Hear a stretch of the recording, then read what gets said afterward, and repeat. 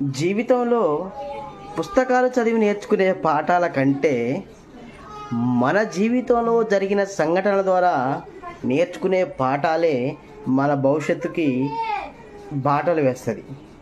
So కాబట్టి నా 30 ఏళ్ళ జీవితంలో కూడా నేను చదివిన పుస్తకాలు చదువుకున్న విద్య ద్వారా కంటే జీవితంలో మనకి ఎదురైన సంఘటనలు, మనతో తిరిగే వారి స్వభావంతో మనం నేర్చుకున్న పాఠాలే ఎక్కువ.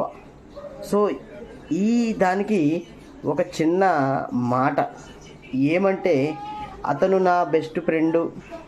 సరే, ఫ్రెండ్స్ ఆర్ ఫర్ ఎవర్, దోస్తుల గురించి నేను మాట్లాడు, కానీ ఇతను నాకు నమ్మకస్తుడు, ఇతను నావాడు, అతను నావాడు అనే మాటలు మాట్లాడకుండా ఉంటే చాలా వరకు మంచిది. అతను నావాడు ఎప్పటి వరకు? నాతో అతనికి అవసరం ఉన్నంత వరకే. అతను నమ్మకస్తుడు ఎప్పటి వరకు? నాతో పని ఉన్నంత వరకే నాకు నమ్మకస్తుడు. సో కాబట్టి ఈ రోజుల్లో ఎవరికి ఎవరు కాదండి. ఈ రోజుల్లో ఎవరికి ఎవరు కాదు. మనకి తల్లిదండ్రులు, చేసుకున్న వాళ్ళు, పిల్లలు, ఇదే మన కుటుంబం.